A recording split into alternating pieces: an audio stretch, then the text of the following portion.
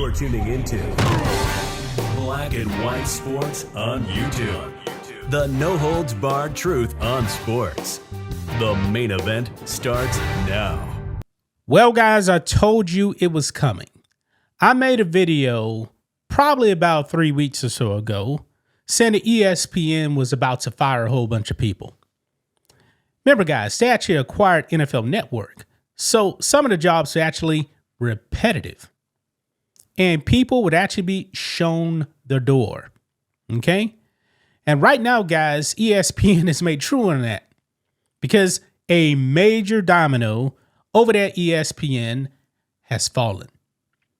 Ryan Clark, who played for the Pittsburgh Steelers, and he was actually doing stuff with ESPN like during the final season of his NFL career. Well, guess what, folks? He has now been fired. He is the major domino that has fallen, and he's not the last one, folks.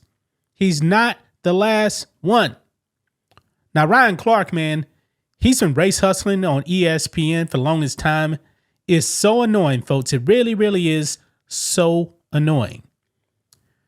But it looks like ESPN is trying to turn a corner. I could be wrong.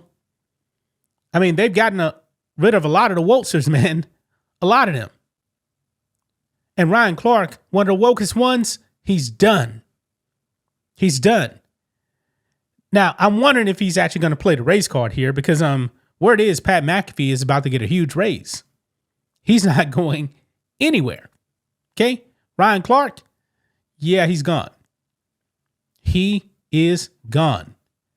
And what makes this interesting, guys, is that ESPN/ABC is going to be hosting this year's Super Bowl, and Ryan Clark will not be a part of that, folks. Yeah. So let's go ahead and dive into this, guys. Here we go.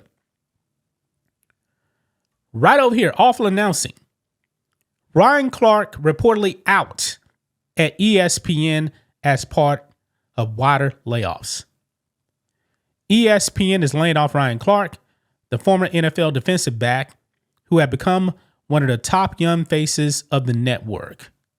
According to The Athletic and Outkick, Clark is out as part of wider layoffs being carried out this week by the worldwide leader. Clark rose from a fan favorite with the telestrator on Scott Van Pelt's Late Night Sports Center to a full-time primary host on NFL Live and a top contributor to First Take and Get Up. The rising star also was part of Monday Night Countdown, the network's NFL studio show. Clark's departure would create a massive fissure in the network's NFL coverage. Late summer talent layoffs are typical at ESPN. Just 2 years ago, RG3 was let go from Monday Night Countdown in a move that opened up a slot that Clark ultimately filled, along with Sam Ponder, Zach Lowe, and others. In a report in June, and this is what we talked about in the previous video, Front Office Sports signaled talent cuts were coming, in part as a result of the company's acquisition of NFL Network. Several NFL Network talent have recently been re-signed to deals with ESPN and Disney. The report cited comments from new Disney CEO Josh D'Amaro in a note to staff upon his promotion, in which D'Amaro alluded to eliminating roles. Earlier this year, ESPN reportedly cut around 30 behind-the-scenes staffers. Yeah. So this is not a surprise. We knew that heads were actually going to roll, and Ryan Clark is the first bit name to be let go. Now, Ryan Clark over here on X, just looking at some of the comments right here. Clay Travis right here, Outkick founder. ESPN firing Ryan Clark and leaking the news to Outkick writers to break is just chef's kiss perfect. Sanity is finally winning and wiping the floor with the woke sports universe. Yeah. I mean, this is something right here, man. When ESPN is leaking the Outkick that they fired Ryan Clark. Think about that, folks. Think about that.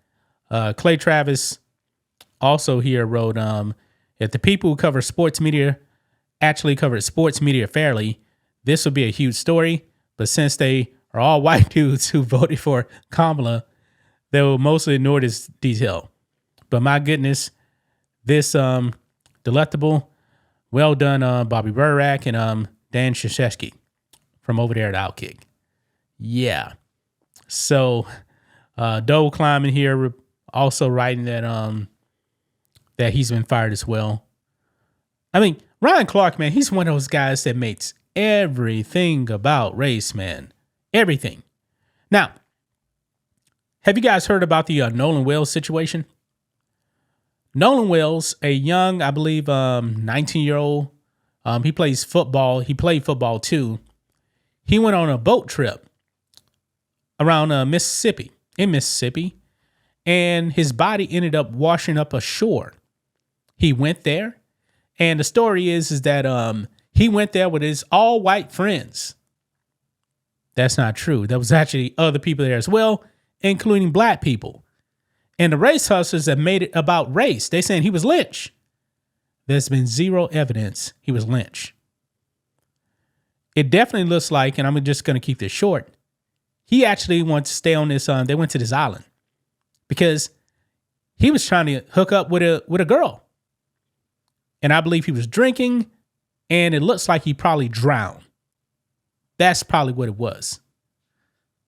And his football coach also said, yeah, there wasn't anything racist behind the scenes or anything like that with his white friends. They were his friends. But Ryan Clark here in his clip, guys, wants to make it about race. He writes, Nolan Wells' passing has left so many of us with heavy hearts and even more questions. As a parent, I can't imagine the pain of losing your child without knowing why or how.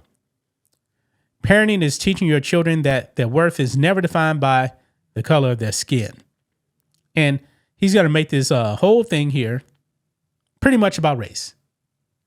When in Nolan Wells' case, there's no indication whatsoever it had anything to do with race. Listen in. I think obviously what happened to Nolan Wells is a parent's worst nightmare. My condolences to them. To lose your child, not have an answer to how or why, and to seemingly feel like people who are close to him aren't willing to help you find the answer to those questions has to be extremely difficult. Being a parent, sometimes, at least for me, it was teaching my children that the color of someone's skin, their ethnicity, their background wasn't what dictated their worth, while also helping them realize that not everybody thinks that way. We grow up differently or grew up differently than our kids. Mm-hmm. My kids grew up more fluent in different environments. My kids grew up as the different kids, the special kids, you know. So the realization or the first time that Logan was told, well, you're different, you're not like the rest of them. That's why I treat you different than I treat them. Or the first time Jordan liked the little girl and was told that that little girl couldn't date him because of what he looked like. That realization for our kids was difficult, but it was a part of life. So I often question, did I do my kids a disservice telling them to love everyone, knowing that not everyone will love them back? That's why you have to know who your children's friends are, who the parents of your children's friends are, and not just how they see you or treat you, but how they see and treat everybody like you. Right. For them, man, I just hope they find the answers. I hope they could have some peace.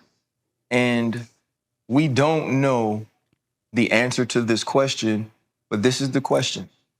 If the roles were reversed, what would be the outrage? What would be the rhetoric? What would be the reaction?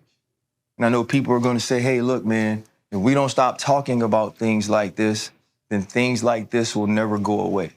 And my answer to that is, when things like this go away, we'll stop talking about it. Yeah, so you guys heard that, man. He doesn't know what happened to Nolan Wells, but however, he has to implement race. Yeah, first comment here. Look at this. Ryan Clark never misses an opportunity to make it about race. Doesn't know shit about what the investigation will reveal. You're going to make it about race. Pathetic. Yeah. This is who he is. And now he's gone from ESPN, man. The wokesters at ESPN are dropping like flies. And that's actually for the better, folks. It really, really is. So that's just my thoughts on this. What do you guys think of this? Black and white sports fans, let us know what you think about all this in the comments. Make sure to subscribe to the channel. And we'll catch you next time. Well, Black and White Nation, it is that time. The 4th of July sale is here.